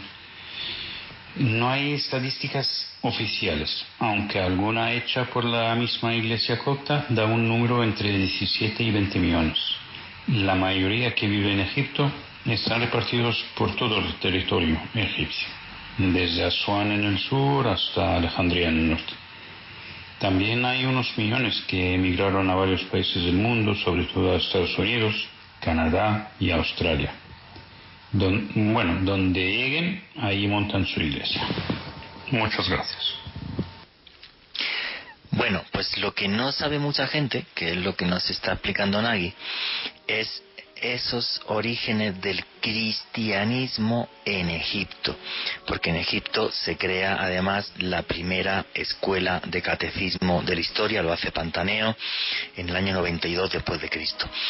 Entonces, es una experiencia tremendamente curiosa y tremendamente fuerte ir a esos monasterios coptos y estar en esos lugares. Hay que decir que los monasterios coptos, San Antonio y San Pablo en concreto, son los monasterios más antiguos de la cristiandad y están hechos entre el siglo III y IV después de Cristo. Tienen unos terrenos enormes, están hechos de adobe, de barro, y es muy curioso porque ahí ve uno cómo son realmente los orígenes el cristianismo, que en ese principio, en ese primer momento, pues era una religión también que estaba avisando de la venida, otra vez, de la venida de Jesús, y además también de lo que sería el Apocalipsis. Entonces, imágenes del Apocalipsis y de cómo sería el final del mundo, solamente hay 2 lugares en la tierra donde los vais a ver. Uno es una iglesia rusa y otro es en el monasterio de San Pablo. Y es como un libro de ciencia ficción escrito en esas paredes de adobe. O sea, os aseguro que es una maravilla. Yo siempre que voy a Egipto, además de ir a los templos y las pirámides y tal, me voy a esos lugares porque te meten en una época, en esos orígenes del cristianismo que son muy curiosos. Y os quiero contar anécdotas ahora, pero me gustaría que sea Nagy Henry y no yo el que os cuente cómo son las costumbres y cómo viven los coptos. Vicky, ¿me puedes poner por favor el audio número 2? Listo. El primer misionero que salió de la Tierra Santa ha sido San Marco, que era el hijo del dueño de la casa donde celebraron la Cena Santa. San Marcos se dirigió hacia Egipto y precisamente hacia Alejandría, donde es el primer trono de papa en el mundo y que es el actual trono del Papa copto. Como bien sabes y como lo hemos visto juntos en nuestros viajes, en la Puerta de las Profecías, en el monasterio del Sorián, que más tarde el trono se repartió en 6 tronos por el mundo, y que entre ellos es el trono actual del Papa del Vaticano. También Alejandría fue el primer colegio de catequismo. Como te he explicado, que entre los coptos hay ortodoxos, católicos y protestantes que tienen la misma creencia que sus homólogos en cualquier parte del mundo. Es decir, un colombiano católico tiene la misma creencia y mismos ritos de iglesia y todo que un egipcio católico. Y aunque la creencia es casi idéntica entre las diferentes ramas cristianas, las diferencias están en los ritos de la iglesia de cada uno y el papa que sigue.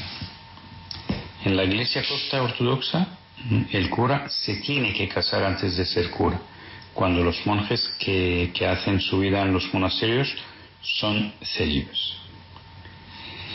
En la misa el cura se dirige al altar dando la espalda al pueblo. La comunión es un pan preparado en la misma iglesia y se reparte en pedazos, seguido por una cucharita de vino sin alcohol también preparada en la iglesia.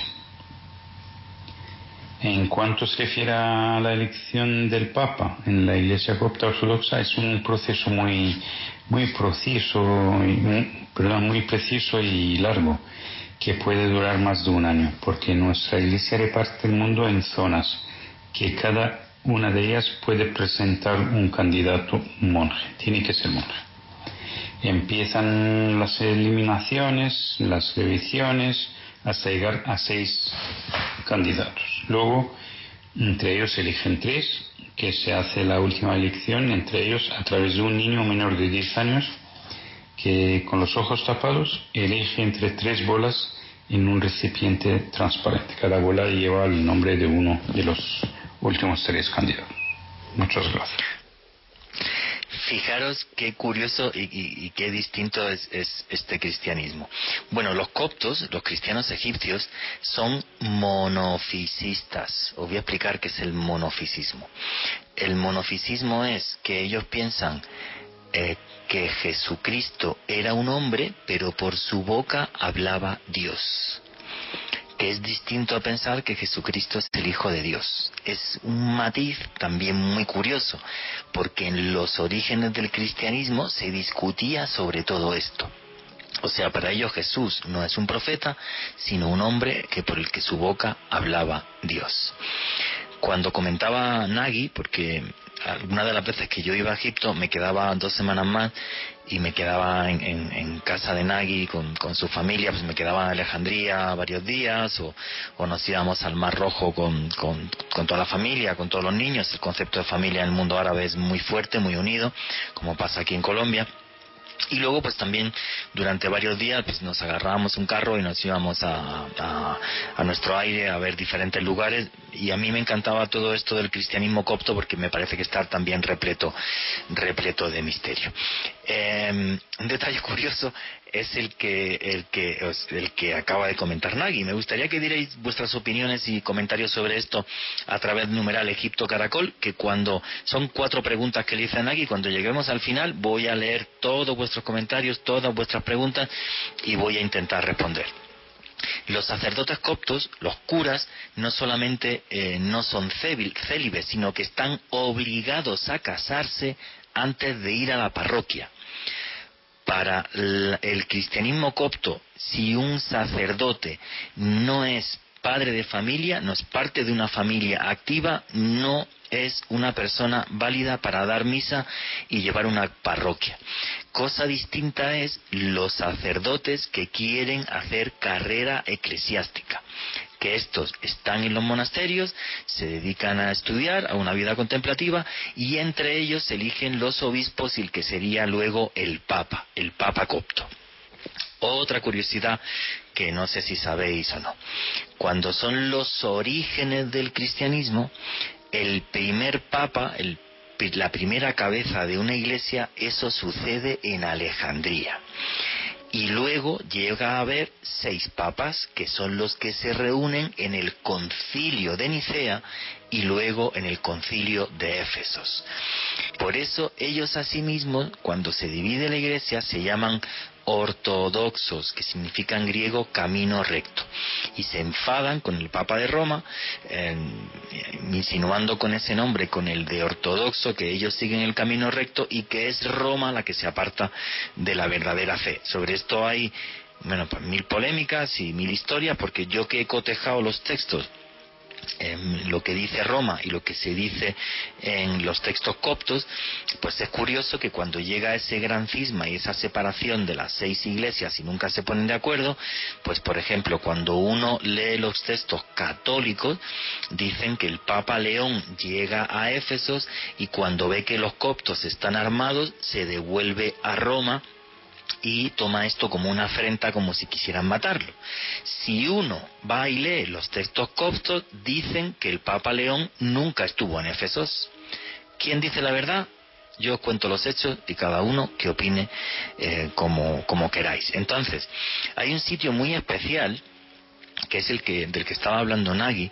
Hay un monasterio copto que se llama el Sorián, que está entre el Cairo y Alejandría. En ese monasterio copto del Sorián hay un lugar muy especial. Luego os busco alguna foto y os la pongo en mi Twitter, @JuanJeVallejo.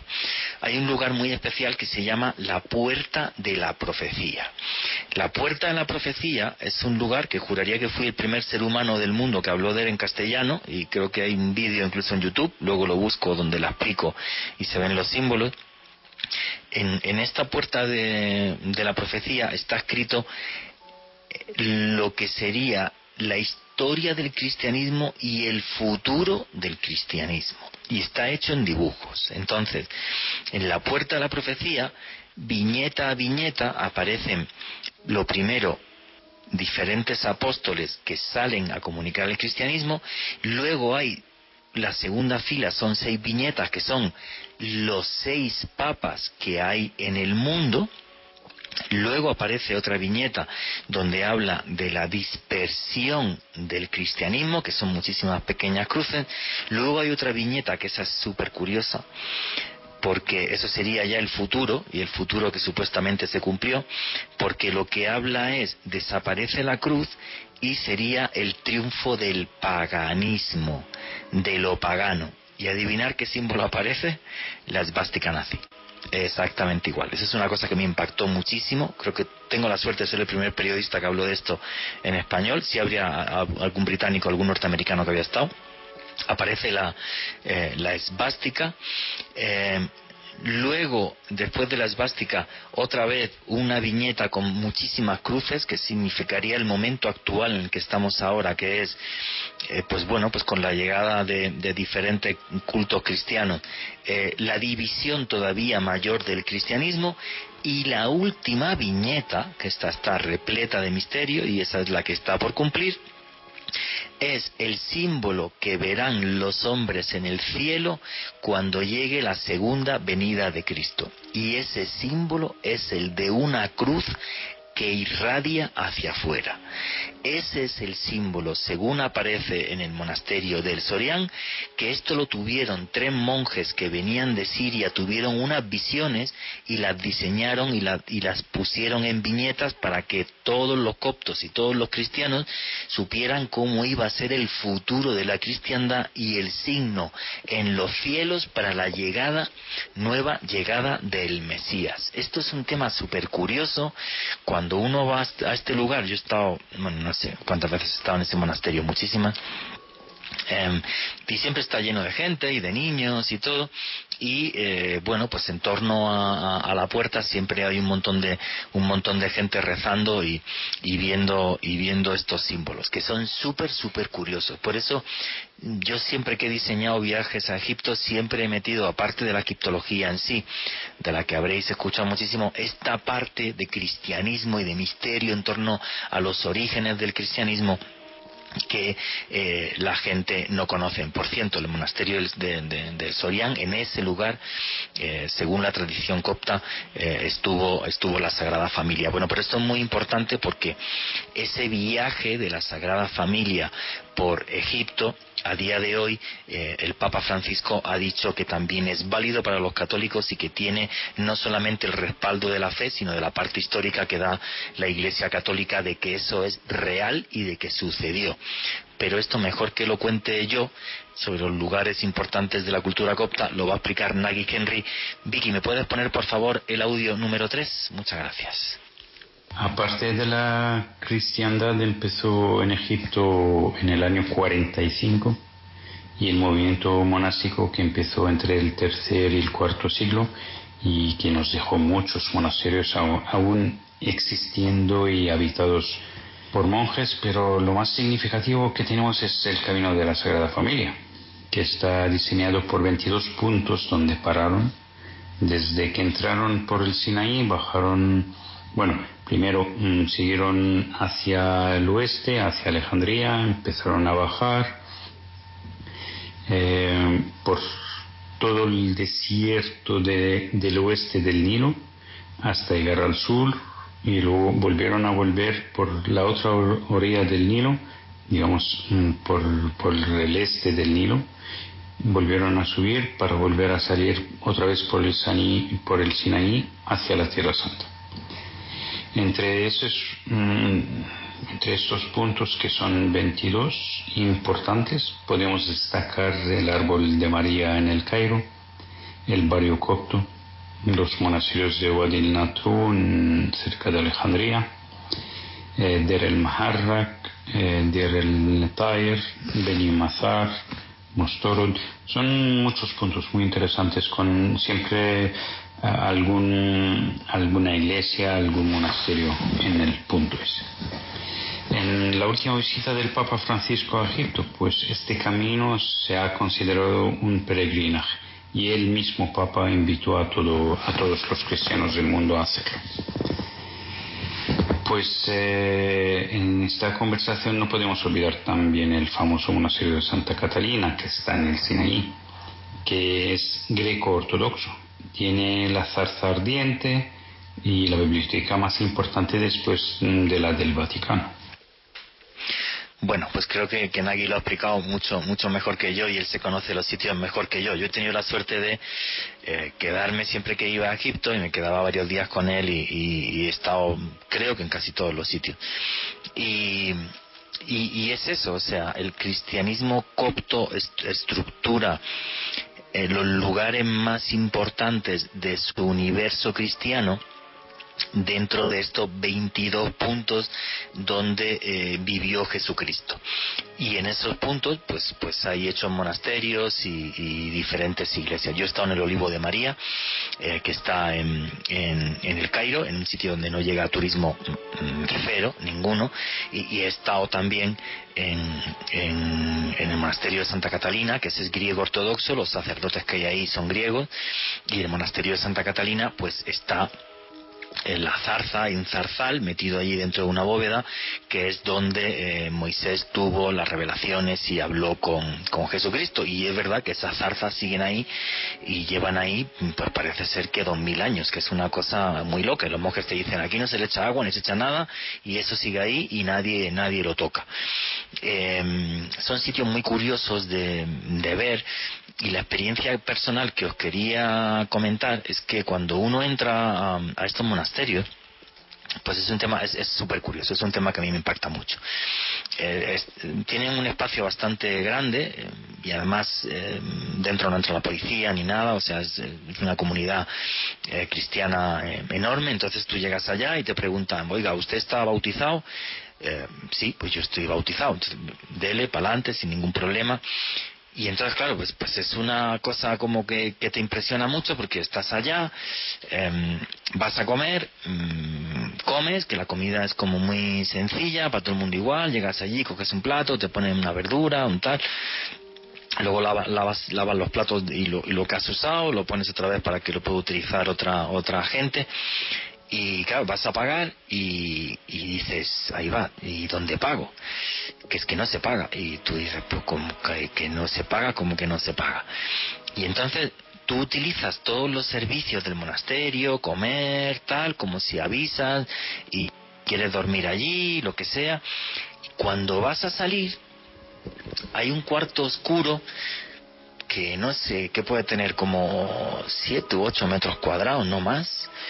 Y entonces en ese cuarto oscuro, pues claro, yo me metía con Nagui, pues porque obviamente no sé árabe, bueno, hablo algunas palabras, pero no sé leer árabe, y entonces pues tienes una serie de cepillos, de huchas, y entonces me decía Nagui, mira, pues esta por comer, esta por dormir, esta por lo que sea. Y entonces, sin que nadie pueda discriminarte ni juzgarte en ese cuarto oscuro, y sin que nadie sepa qué plata pones y qué no, tú pones el dinero que estimes oportuno, y por tu riqueza, por tu fe y por un tema moral, pues dices, pues he comido, yo tengo plata, pues pongo esto, y esto lo pongo para la conservación del monasterio, y esto lo pongo para tal, pero sin que nadie pueda verte, ni juzgarte, ni discriminarte jamás por tu capacidad económica.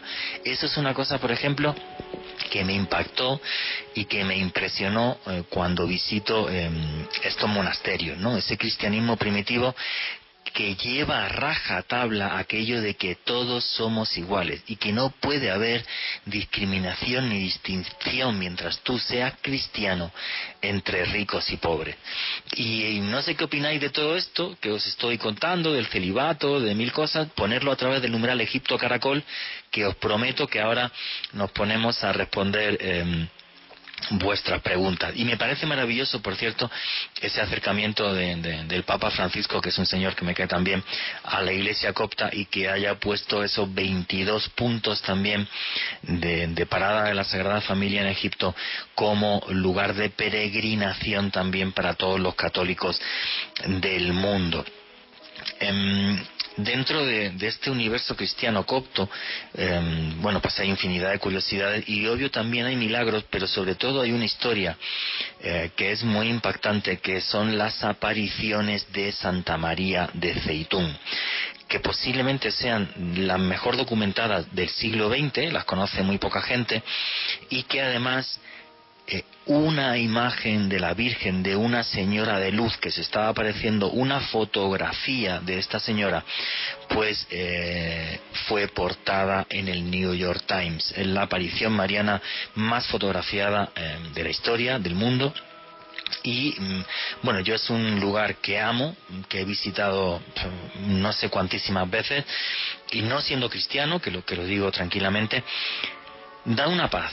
Y tiene un algo especial, no me preguntéis por qué, si es sugestión mía, si es tal, pero es un lugar muy muy especial.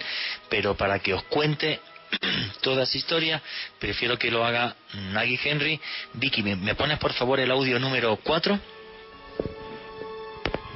Pues la aparición mariana de Zeitún, pues es la iglesia copta de Santa María, construida para conmemorar también la zona en donde ella llegó con José y el niño Jesús cuando huyeron de Herodes. En abril del 68, entre las cúpulas de esta iglesia, en el barrio de Zeitún, por primera vez, fue observada por un mecánico musulmán que trabajaba en un garaje de autobuses que se encuentra enfrente de esta iglesia. Es un garaje de autobuses de transporte público. Y fue ese mecánico que al día siguiente por la mañana se dirigió hacia el cura para avisarle que había una chica jugando entre las cúpulas en la azotea de la iglesia. La importancia de esta aparición fue porque, ha sido en un país de régimen musulmán, pocos meses después del fracaso militar del 67, cuando el pueblo egipcio estaba en un estado de depresión total. Egipto en aquella época o en ese año precisamente estaba bastante mal. El presidente entonces era Nasser, de confeso marxista. Mandó a la policía local a cortar la luz en un radio de 15 kilómetros alrededor de la iglesia, con el objetivo de descubrir algún artefacto que pudiera ser usado para proyectar las imágenes de la Virgen. Al final esta aparición fue reconocida por el mismo presidente, por las autoridades del país, por el Papa copto, que se llamaba entonces Cirilio VI, y todas las iglesias del mundo. Las apariciones duraron algo menos de 4 años.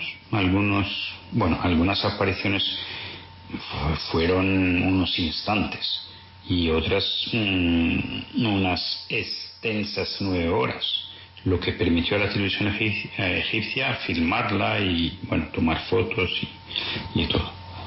Esta aparición se considera la más documentada y grabada. Al final espero que mis explicaciones no hayan sido largas, como espero que toda tu audiencia pueda algún día hacer y disfrutar el camino de la Sagrada Familia por Egipto. Muchas gracias. Pues muchas gracias a ti, amigo hermano Nagy Henry, por haberme mandado estos audios.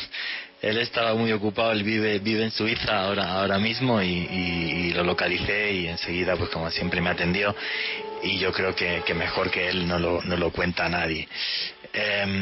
Como fue corriendo y me envió los audios, no me dio tiempo a preguntarle, porque él fue testigo de las apariciones de Santa María de Zeitún. Un día haremos que os lo cuente. Repito, para mí es un lugar tremendamente especial, es un tipo de cristianismo que no me preguntéis por qué, pero realmente a mí me impacta, me agrada, y siempre que voy hasta allá soy feliz. En los monasterios coptos, yo creo que en San Pablo ya hasta me conocen los monjes, aunque hace ya algunos años que no voy, y son lugares donde uno conecta con un tipo de cristianismo primitivo, repito, pero como muy social, muy afable.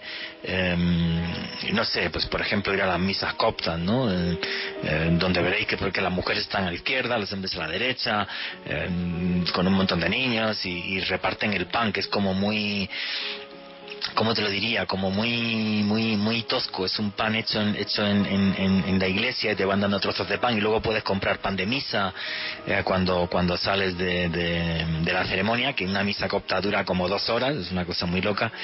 Y una de las cosas también que me impactaba mucho y me hacía mucha gracia, cuando el sacerdote pasa con el agua bendita a bendecir a todo el mundo, o sea, te ponen chorreando. Es una cosa como muy auténtica, muy primitiva, ¿no? Y entonces todo eso pues por encima, creo yo, que de ser cristiano, ¿no? Que a mí además la antropología y la cultura me encanta, pues es algo que me impacta mucho y que he tenido la suerte de vivir. Bueno, pues esto de los cristianos coptos nos ha llevado a que faltan 10 minutos para terminar el programa, y lo que quiero es que habléis y preguntéis vosotros en vez de este monólogo con los audios de Nagy Henry. ¿Qué es lo que está preguntando ahora mismo la audiencia a través del numeral Egipto Caracol? Alejandro. Erickson Giraldo. Es decir, que los coptos serían un pueblo en una situación como la de los judíos hasta antes de la proclamación del Estado de Israel.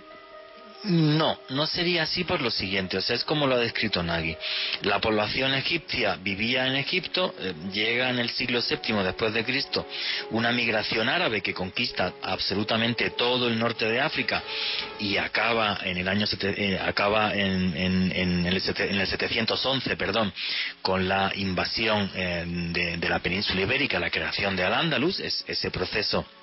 En el siglo VII, a principios del VIII, llega toda esta población árabe y hay una parte de la población egipcia que se niega a rehusar a su religión, y entonces, bueno, pues en el Islam hay una forma de sobrevivir que es pagando un impuesto. Se paga un impuesto por tú no ser musulmán y te respetan. Entonces, bueno, pues se creó, toda la comunidad copta no renunció a su religión, y además dentro de la comunidad tienes que casarte con alguien cristiano, ¿vale? Por eso ellos hablan de que son los descendientes directos de los antiguos egipcios, porque no tienen mezcla étnica en 2000 años.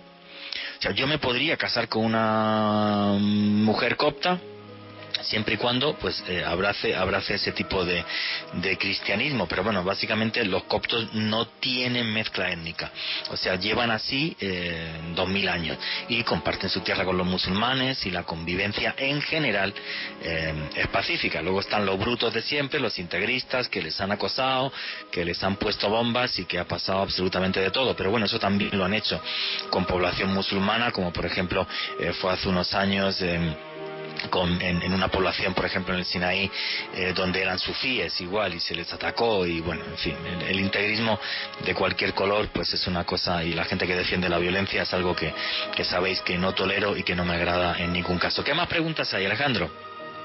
Emi Moreno, haciendo referencia a las apariciones de la Virgen en la iglesia de Santa María de Zeitún, comenta lo siguiente: lo que más me llama la atención es que esta aparición fue en un país que es mayoritariamente musulmán. Sí. A ver si cuando termine, ahora, bueno, lo llevo siempre en mi billetera. La foto que fue portada del New York Times, que hizo un señor que se llamaba Wazir Rick, este fotógrafo, la historia de esa fotografía, que no la vais a ver en internet, yo sí la tengo en la cartera, porque yo sí tengo una copia de la original que conseguí allí en Zeitún. Este señor, después de un accidente de carro, de coche, no tenía movilidad porque tenía un nervio roto en el brazo izquierdo. Cuando él llega al barrio de Zeitún, que es un barrio muy pobre, por cierto, y le da tiempo a sacar el trípode, poner la cámara y hacer una foto, que lo que se ve es un borrón de luz encima de las cúpulas, que es la foto que es portada al New York Times en abril del 68. Lo que sucede a los pocos días, y hay un libro donde se recoge esto que se llama La luz del cielo, este señor se cura de una forma increíble y recupera su movilidad en el brazo izquierdo, que esto es algo que nadie ha podido explicar. Repito que la aparición mariana de Santa María de Zeitún es la más documentada del siglo XX con diferencia. Nasser se metió por medio cortando la luz de 15 kilómetros a la redonda porque pensaba que estaban haciendo algún tipo de juego de luces o algo así. No hay ningún intermediario con la Virgen, no es como con otras apariciones, como por ejemplo las católicas, que siempre hay un intermediario, un visionario o un grupo de visionarios, como por ejemplo Fátima o como son Lourdes. Aquí nada, simplemente esa señora se aparecía, movía las manos, dicen que olía a rosas, aparecían como una especie de pájaros de luz también, que se llegaron a fotografiar. Es algo realmente extraño, y que yo he tenido la suerte de estar con los testigos, pues que un día me gustaría, además, cuando vuelva otra vez la normalidad y pueda estar en un estudio ahí en Caracol, pues yo entrevisto a Nagy y a Reda, que los dos son testigos de las apariciones de Zeitún y pueden contarlo, lo que vieron y lo que dio la vuelta al mundo, incluso lo que investigó la Iglesia Católica. Jamás nadie demostró fraude. Y a mí es una historia realmente, aparte del lugar en sí, que me fascina, porque es un misterio que nadie ha sido capaz de resolver, sino que es como si de repente lo imposible se hiciera real, y es algo que me parece fascinante. ¿Qué más preguntas y comentarios hay? Raúl López, ¿es la aparición de la Virgen de Santa María de Zeitún la más documentada de la historia junto con las de Fátima? Para mí sí, y está mejor documentada que Fátima te voy a decir por qué. Porque es más actual. Y aparte de la cantidad de gente que hubo y de que se comprobase que no hubiera fraude, mientras que lo que sucede en Portugal, en Fátima, sucede en un sitio, entre comillas, recóndito, más lejano. Eso sí, la aparición mariana de Fátima es la más importante católica del siglo XX, porque más de 50.000 personas vieron una esfera de luz que salía entre las nubes y que llegaba casi a ras del suelo y que provocó incluso hasta escenas de pánico. Mientras que el tema de Zeitún es que es en medio de una ciudad que hoy día tiene 21 millones de habitantes, pero que en aquella época a lo mejor tenía 7, 8, 9, no sé el número de millones de habitantes que tenía el Cairo en aquella época, pero que se presenta delante de todo el mundo y que deja hasta que le tiren fotos. O sea, eso ni Fátima ni ninguna. O sea, eso es una cosa tremendamente excepcional y que no es comparable con nada que yo haya investigado en el mundo. Con nada. Es algo muy, muy, muy especial. Aparte de ese cariño que le tengo, pues porque, y más, creo que lo comentaba, mi penúltimo libro, En Expedición a los Mundos Perdidos. Yo llego al Cairo y yo tengo siempre el mismo ritual. O sea, yo llego al Cairo, me voy a comer paloma asada allí en un callejón de Khan el Jalili, y mientras dejo el grupo de gente, bueno, yo siempre lo aviso, digo, si alguien se quiere venir conmigo que se venga, si no que se quede en el hotel, yo no duermo cuando llego al Cairo, y me voy siempre a comer paloma asada a un callejón muy curioso, porque le das a un niño propina para que le dé con un palo a los gatos, si no se estén encima tuya los gatos, y después de comer paloma asada me voy a Santa María de Zeitún y luego ya me voy bueno, casi nunca duermo algo o no duermo nada y ya, y el día siguiente pues a Asuán o donde sea. Entonces, bueno, pues ya os digo, es un lugar muy, muy especial. Queda tiempo para un par de preguntitas. Venga, Alejandro, dale. Diego Ferreira, ¿existen coptos o cristianismo copto en otros lugares del mundo aparte de Egipto? Pero solamente el de la comunidad. O sea, el cristianismo copto es el de la comunidad, como decía Nagui, en Australia, en Estados Unidos sobre todo, donde tienen sus iglesias y tal, y siguen con esas mismas costumbres. Es que, además, siendo cristianos, como muy, muy, muy fácil entrar en esos monasterios, verlo todo, la gente súper afable, o sea, es como una experiencia que yo le recomiendo a todo el mundo. Yo soy de los que cree que cuando vas a otro país, aparte de sí, las pirámides y esos misterios y tal, empaparte de un misterio, de una cultura que está viva, eso es fascinante, pero fascinante. Queda tiempo para una pregunta, Alejandro, solamente. Wilson Eduardo Daza, ¿qué función tenían los pigmeos en el Antiguo Egipto? Bueno, los pigmeos en el Antiguo Egipto eran un gran regalo entre faraones y a gente rica, y se hacían expediciones enteras para ir a por pigmeos a Centroáfrica, porque como son de un tamaño tan pequeñito, pues eran los bufones estrella en la corte del faraón, y a la gente le hacían gracia. Por eso eran importantes, o eran muy caros los pigmeos en el Antiguo Egipto, como bufones de corte, efectivamente. Bueno, pues da tiempo, una preguntita muy rápida, Alejandro, la que tú veas. Gladys Ferro, ¿para qué utilizaban los egipcios la energía? Que sepamos, nosotros no tenían energía, hasta que podamos demostrar que tenían energía, electricidad como tenemos hoy día, no podemos demostrarlo. O sea, ¿por qué resulta que ciertas formas como la de la Gran Pirámide son condensadores de energía? Pues eso es el gran misterio. Alejandro Bernard, tus conclusiones y despídete de la audiencia. Juan Jesús, no, agradecerle a usted este espacio de historia y de cultura. Los invito a todos los oyentes a que, si les gusta el periodismo de misterio, sigan a Juan Jesús y a este servidor en nuestro canal de YouTube Oculto Tras la Sombra, y a mí me pueden seguir en Facebook, Twitter e Instagram en @alebernal3 con doble S. Muchas gracias, Juanje. Bueno, señores, pues yo quiero decirles que soy tremendamente feliz cuando hago un programa así, porque más que hablar de misterios de Egipto, recuerdo parte de mi vida, cuando trabajaba en Oriente Medio, y la suerte que tuve de visitar Egipto en 10 ocasiones distintas, aparte de mis 3 libros. Pero lo más importante, más que los misterios de ese país del Nilo, es la gente que conocí, los hermanos que dejé, y empaparme de otras culturas que no son la mía, tremendamente distintas, tremendamente repletas de magia y de misterio, y que nos recuerdan que en un pasado no tan lejano se hablaba de todo y se podía opinar de todo sin violencia. en paz, en tranquilidad, y que cada uno tenga su fe, su magia y sus creencias. Y nunca olviden que vivimos en un mundo mágico porque está repleto de misterio.